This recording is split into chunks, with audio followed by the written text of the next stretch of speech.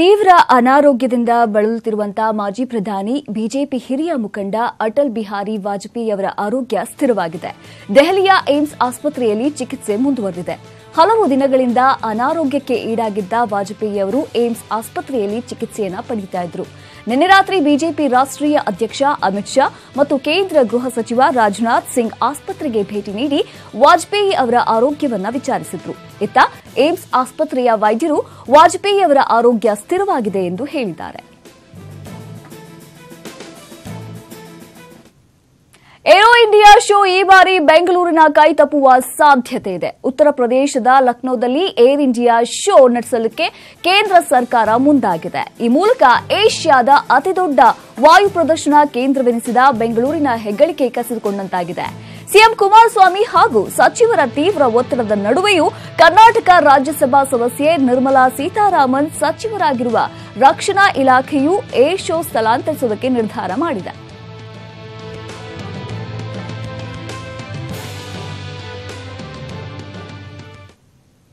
ಇಷ್ಟು ದಿನ ಆಷಾಢದ ನೆಪದಲ್ಲಿ ಸಂಪುಟ ವಿಸ್ತರಣೆಯ ತಲೆನೋವಿನಿಂದ ಬಚಾವಾಗಿದ್ದ ಸಿಎಂ ಕುಮಾರಸ್ವಾಮಿಗೆ ಈಗ ಅಗ್ನಿ ಪರೀಕ್ಷೆ ಎದುರಾಗಿದೆ. ಜೊತೆಗೆ ನಿಗಮ ಮಂಡಳಿ ಸ್ಥಾನಗಳನ್ನು ತುಂಬುವ ಕೆಲಸವೂ ಆಗಬೇಕಾಗಿದೆ. ಸಮನ್ವಯ ಸಮಿತಿ ತೀರ್ಮಾನದಂತೆ ಮೊದಲ 30 ಸ್ಥಾನಗಳಲ್ಲಿ ತಮ್ಮ ಪಕ್ಷಕ್ಕೆ ಬರಬೇಕಾದಂತಹ 12 ಸ್ಥಾನಗಳಿಗೆ ಜೆಡಿಎಸ್ ಪಟ್ಟಿಯನ್ನು ಸಿದ್ಧಪಡಿಸಿದೆ.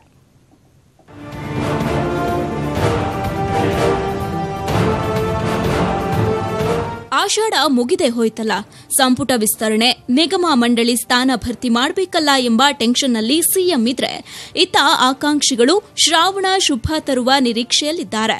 ಕಾಂಗ್ರೆಸ್ ಮತ್ತು ಜೆಡಿಎಸ್ ಮೈತ್ರಿ ಸರ್ಕಾರದ ಮೊದಲ ಸಮನ್ವಯ ಸಭೆಯಲ್ಲಿ ನಿರ್ಧರಿಸಿದಂತೆ ಮೊದಲ ಹಂತದ ನಿಗಮ ಮಂಡಳಿ ಸ್ಥಾನ ತುಂಬಲು ಸಿಎಂ ಮುಂದಾಗಿದ್ದಾರೆ.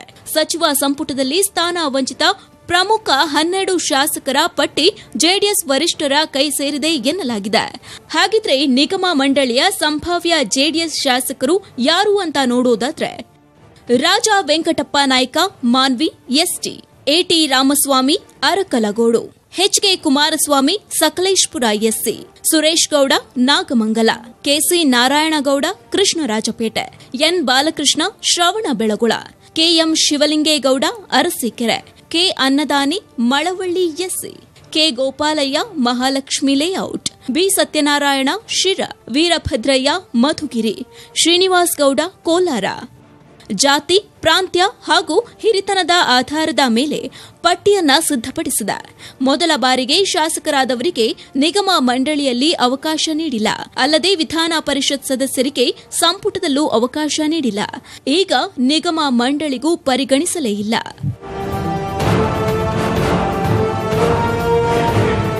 ಸಂಪುಟ ವಿಸ್ತರಣೆಯು ಸರ್ಕಾರಕ್ಕೆ ಮತ್ತೊಮ್ಮೆ ಅಗ್ನಿ ಪರೀಕ್ಷೆ ಇದ್ದಂತೆ. ಕಳೆದ ಬಾರಿ ಅವಕಾಶ ವಂಚಿತರಾದವರು ಸರ್ಕಾರವನ್ನೇ ನಡುಗಿಸಿದ್ರು. ಈ ಬಾರಿಯೂ ಅಂತಹ ಸನ್ನಿವೇಶ ತಪ್ಪಿದ್ದಲ್ಲ. ಆದರೆ ಈ ಬಾರಿ ಕಾಂಗ್ರೆಸ್ ಮಾತ್ರವಲ್ಲ, ಜೆಡಿಎಸ್ನಲ್ಲೂ ತೀವ್ರ ಪೈಪೋಟಿ ಇದೆ. ಜೆಡಿಎಸ್ನಿಂದ ಇರುವ 1 ಸ್ಥಾನಕ್ಕೆ 4 ಶಾಸಕರು ಇನ್ನಿಲ್ಲದ ಕಸರತ್ತು ನಡೆಸಿದ್ದಾರೆ. ವಿಧಾನ ಪರಿಷತ್ ಸದಸ್ಯ ಬಿಎಂ ಫಾರೂಕ್ ಹೆಸರು ಅಂತಿಮವಾಗಲಿದೆ ಎಂದು ಹೇಳಲಾಗ್ತಾ ಇದೆ. ಆದಾಗ್ಯೂ ಶಿರಾ ಶಾಸಕ ಬಿ ಸತ್ಯನಾರಾಯಣ, ಸಕಲೇಶ್ಪುರದ ಎಚ್ಕೆ ಕುಮಾರಸ್ವಾಮಿ, ಅರಸೀಕೆರೆಯ ಶಿವಲಿಂಗೇಗೌಡ ಸೇರಿದಂತೆ 4-5 ಶಾಸಕರು ಲಾಭಿ ನಡೆಸುತ್ತಿದ್ದಾರೆ. ಇನ್ನೊಂದು ವಿಷಯ ಅಂದ್ರೆ, ಇಂತಹುದೇ ನಿಗಮ ಮಂಡಳಿ ಬೇಕು ಎಂದು ಹಠ ಹಿಡಿದು ಸರ್ಕಾರಕ್ಕೆ ಮತ್ತಷ್ಟು ತಲೆನೋವು ತಂದಿಡುವ ಸಾಧ್ಯತೆಗಳು ತಳ್ಳಿ ಹಾಕುವಂತಿಲ್ಲ. ಜನಾರ್ದನ ಹೆಬ್ಬಾರ್, ನ್ಯೂಸ್ 18 ಕನ್ನಡ, ಬೆಂಗಳೂರು. ಇನ್ನು ಬಹುಮಹಡಿ ಕಟ್ಟಡಗಳಲ್ಲಿ ಪರ್ಮನೆಂಟ್ ಪವರ್ ಕನೆಕ್ಷನ್ ಬೇಕು ಅಂದ್ರೆ ಸ್ವಾಧೀನ ಪ್ರಮಾಣ ಪತ್ರ ಬೇಕು ಅಂತ ಹೇಳ್ತಾ ಇದೆ ಬೆಸ್ಕಾಂ. ಇದರಿಂದ ಸಾವಿರಾರು ಫೈಲ್ ಬೆಸ್ಕಾಂನಲ್ಲಿ ಕೊಳಿತಾ ಬಿದ್ದಿವೆ. ಸಾಲ ಸೋಲ ಮಾಡಿ ಕಟ್ಟಡ ಕಟ್ಟಿದವರು ಅತಂತ್ರ ಸ್ಥಿತಿಯಲ್ಲಿದ್ದಾರೆ. ಇದಕ್ಕೆ ಕಾರಣ ಆದ್ರೂ ಏನ್ ಗೊತ್ತಾ? ಈ ರಿಪೋರ್ಟ್ ನೋಡಿ ಗೊತ್ತಾಗುತ್ತೆ. ಓಸಿ ಸರ್ಟಿಫಿಕೇಟ್ ಇಲ್ಲ ಅಂದ್ರೆ ಕರೆಂಟ್ ಕೊಡಲ್ಲ. ನೂತನ ನಿಯಮದಿಂದ ಕಟ್ಟಡ ಮಾಲೀಕರು ಅತಂತ್ರ.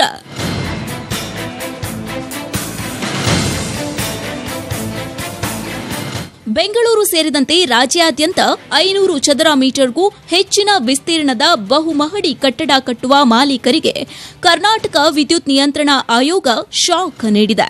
ಮಲ್ಟಿ ಸ್ಟೋರ್ ಬಿಲ್ಡಿಂಗಿಗೆ ಪರ್ಮನೆಂಟ್ ಕರೆಂಟ್ ಬೇಕು ಅಂದ್ರೆ ಬಿಬಿಎಂಪಿ ಸೇರಿದಂತೆ ಸ್ಥಳೀಯ ಸಂಸ್ಥೆಯಿಂದ ಸ್ವಾಧೀನ ಪ್ರಮಾಣ ಪತ್ರ ಬೇಕು, ಇಲ್ಲ ಅಂದ್ರೆ ಕರೆಂಟ್ ಕನೆಕ್ಷನ್ ಕೊಡಲ್ಲ. ಹೀಗಂತ ಫೆಬ್ರವರಿ 1ರಿಂದಲೇ ಅನ್ವಯವಾಗುವಂತೆ ನಿಯಮಾವಳಿ ಜಾರಿಯಾಗಲಿದೆ.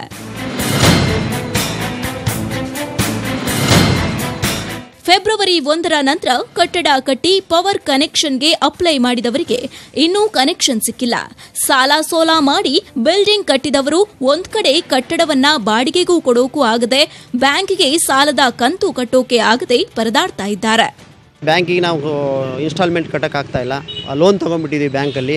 ಆಲ್ರೆಡಿ ಬಿಲ್ಡಿಂಗ್ ಕಟ್ಟಿ ನಾವು 6 ಮಂತ್ ಮೇಲೆ ಆಗೋಯ್ತು. ಬೆಸ್ಕಾಂ ಅವರು OC ಕೇಳ್ತಾ ಇದ್ದಾರೆ, ಬಟ್ OC BBMP ಅವರ ಕೊಡಲ್ಲ ಅವರು. ಯಾಕಂದರೆ ಇದು ಅಕ್ರಮ ಸಕ್ರಮ ಆದಮೇಲೆ ಕೊಡ್ತಾರೆ ಅವರು. ಇದು ಬಿ ಖಾತಾ ಇರೋದ್ರಿಂದ ನಮಗೆ ಯಾವುದೂ BBMPಯಿಂದ ಸಿಗೋದಿಲ್ಲ, OC ಸಿಗೋದಿಲ್ಲ. ಸ್ವಾಧೀನ ಪ್ರಮಾಣ ಪತ್ರ ಬೇಕಾದ್ರೆ ಕಟ್ಟಡ ಕಾಮಗಾರಿ ಪೂರ್ಣವಾಗಿರಬೇಕು. ಜೊತೆಗೆ ನೀರಿನ ಸಂಪರ್ಕ ಸೇರಿದಂತೆ ಎಲ್ಲಾ ಸೌಕರ್ಯ ಇದ್ರೆ ಮಾತ್ರ ಬಿಬಿಎಂಪಿ ಅಥವಾ ಸ್ಥಳೀಯ ಸಂಸ್ಥೆಯು OC ಇಶ್ಯೂ ಮಾಡುತ್ತೆ.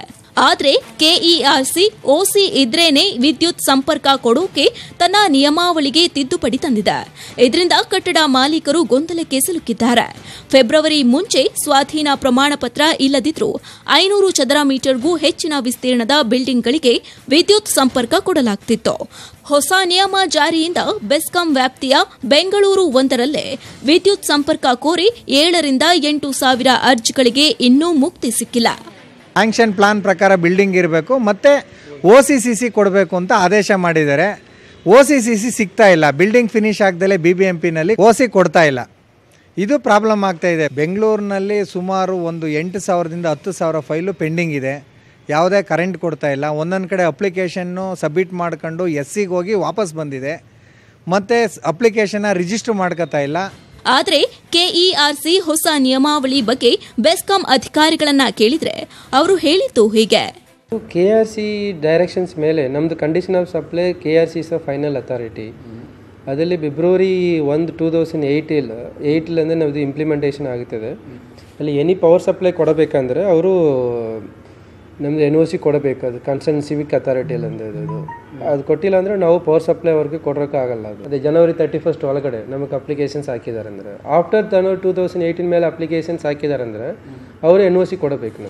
ಬೆಂಗಳೂರು ಸೇರಿದಂತೆ ರಾಜ್ಯಾದ್ಯಂತ ಬಹುಪಾಲು ಇರೋದು ರೆವಿನ್ಯೂ ಅಥವಾ ಬಿ ಖಾತಾ ನಿವೇಶನಗಳೇ. ಇಲ್ಲಿ ಕಟ್ಟಡ ಕಟ್ಟಿದ್ರೆ ಬಿಬಿಎಂಪಿ ಪ್ಲಾನ್ ಸ್ಯಾಂಕ್ಷನ್ ಕೊಡಲ್ಲ. ಪ್ಲಾನ್ ಸ್ಯಾಂಕ್ಷನ್ ಇಲ್ಲ ಅಂದ್ರೆ ಕಟ್ಟಡ ಕಟ್ಟಿದ್ರೂ ಅಂತಿಮವಾಗಿ ಪಾಲಿಕೆ ಸ್ವಾಧೀನ ಪತ್ರ ವಿತರಿಸಲ್ಲ. ಒಂದೊಮ್ಮೆ ಈಗಿನ ಪರಿಸ್ಥಿತಿಯಲ್ಲಿ ಎಲ್ಲಾ ಇದ್ದು OC ಬೇಕಂದ್ರೆ ವಿದ್ಯುತ್ ಸಂಪರ್ಕ ಇರಲೇಬೇಕು. ಇಲ್ಲಿ ನೋಡಿದ್ರೆ KERC OC ಕಡ್ಡಾಯ ಮಾಡಿದ್ರೆ ಕಟ್ಟಡ ಮಾಲೀಕರು ಕರೆಂಟ್ ತಗೊಳ್ಳೋದಾದ್ರೂ ಹೇಗೆ? ಕ್ಯಾಮರಾ ಪರ್ಸನ್ ಶಿವಕುಮಾರ್ ಜೊತೆ ಶ್ಯಾಮ್, ನ್ಯೂಸ್ 18 ಕನ್ನಡ, ಬೆಂಗಳೂರು. ಕೇರಳದ ಹಲವು ಜಿಲ್ಲೆಗಳಲ್ಲಿ ಕಳೆದ ರಾತ್ರಿಯಿಂದ ಮಳೆಯ ಆರ್ಭಟ ಸ್ವಲ್ಪ ಪ್ರಮಾಣದಲ್ಲಿ ತಗ್ಗಿದೆ. ಪ್ರವಾಹದ ಅಬ್ಬರ ಇಳಿಮುಖವಾಗ್ತಾ ಇದೆ. ಪ್ರವಾಹದಲ್ಲಿ ಸಿಲುಕಿದವರ ರಕ್ಷಣೆಗೆ ಸೇನಾ ಪಡೆಗಳು ಮತ್ತು ರಾಷ್ಟ್ರೀಯ ವಿಪತ್ತು ನಿರ್ವಹಣಾ ಪಡೆಯಿಂದ ಪರಿಹಾರ ಕಾರ್ಯಾಚರಣೆ ಮುಂದುವರೆದಿದೆ.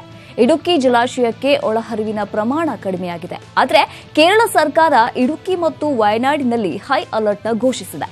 ಇದರಿಂದ ಪರಿಹಾರ ಶಿಬಿರಗಳಲ್ಲಿ ಆಶ್ರಯ ಪಡೆದಿರುವ ಸಂತ್ರಸ್ತರು ಮನೆಗಳಿಗೆ ಮರಳೋದಕ್ಕೆ ಹಿಂಜರಿತಾ ಇದ್ದಾರೆ. ಸತತ ಮಳೆಯಿಂದ ರಾಜ್ಯಾದ್ಯಂತ 25 ಕಡೆ ಹೆಚ್ಚಕ್ಕೂ ಭೂಕುಸಿತ, ಗೋಡೆ ಕುಸಿತಗಳು ಉಂಟಾಗಿದೆ. ಅಳಪ್ಪುಳ, ಎರ್ನಾಕುಳಂ ಮತ್ತು ವಯನಾಡು ಜಿಲ್ಲೆಗಳು ಅತಿ ಹೆಚ್ಚು ಪ್ರವಾಹದಿಂದ ಹಾನಿಗೆ ಒಳಗಾಗಿದೆ. ಮಳೆಯಿಂದ ಹಾನಿಗೆ ಒಳಗಾದಂತಹ ಪ್ರದೇಶಗಳಿಗೆ ಇಂದು ಕೇಂದ್ರ ಗೃಹ ಸಚಿವ ರಾಜನಾಥ್ ಸಿಂಗ್ ಅವರು ಭೇಟಿಯನ್ನು ನೀಡಲಿದ್ದಾರೆ. ಮಳೆ ಹಾನಿ ಬಗ್ಗೆ ಸಮೀಕ್ಷೆ ಕೇಂದ್ರ ಸಚಿವರ ತಂಡ ಸಮೀಕ್ಷೆ ನಡೆಸುವಂತಹ ಸಾಧ್ಯತೆ ಇದೆ.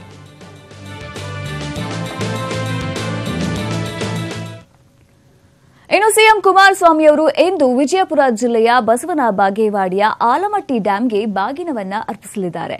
ಸಿಎಂ ಆದ ಬಳಿಕ ಮೊದಲ ಬಾರಿಗೆ ಎಚ್ಡಿಕೆ ವಿಜಯಪುರಕ್ಕೆ ಹೋಗುತ್ತಿದ್ದಾರೆ. ಮಧ್ಯಾಹ್ನ 3 ಗಂಟೆಗೆ ಆಲಮಟ್ಟಿಯಲ್ಲಿ ಗಂಗಾ ಪೂಜೆಯನ್ನ ಸಲ್ಲಿಸಿ ಬಾಗಿನವನ್ನ ಅರ್ಪಿಸಲಿದ್ದಾರೆ. ಸಿಎಂ ಆಗಮನದ ಹಿನ್ನೆಲೆಯಲ್ಲಿ ಆಲಮಟ್ಟಿಯಲ್ಲಿ ಬಿಗಿ ಪೊಲೀಸ್ ಭದ್ರತೆಯನ್ನು ಕೂಡ ಕೈಗೊಳ್ಳಲಾಗಿದೆ.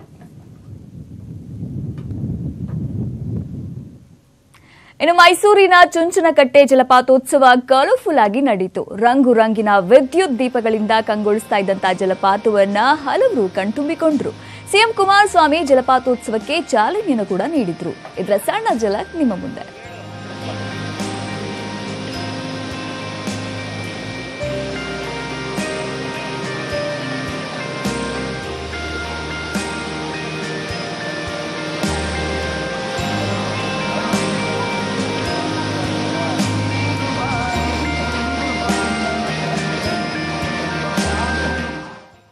ಸಾಧ್ಯವಾದರೆ ನೀವು ಕೂಡ ಭೇಟಿ ಕೊಟ್ಟು ಚುಂಚನಕಟ್ಟೆ ಜಲಪಾತೋತ್ಸವವನ್ನು ನೋಡಿ ಕಣ್ತುಂಬಿಕೊಳ್ಳಿ.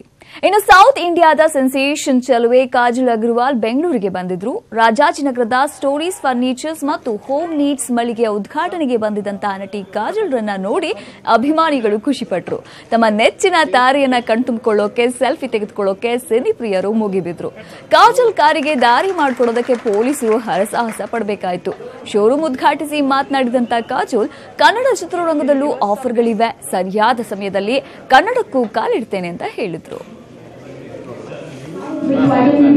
Quite a few of the stars in Kannada, and I think they are wonderful people, and they are of course extremely loved by one and all, and they are superstars for the right reason. ಈಗ ಒಂದು break ಆದ್ಮೇಲೆ ಮನಿ doctor ಕಾರ್ಯಕ್ರಮ ಮುಂದುವರಿಯುತ್ತೆ. ನೋಡ್ತಾ ಇರಿ news 18 Kannada, ಜಾಲ ನಮ್ಮದು, ಬಲ ನಿಮ್ಮದು.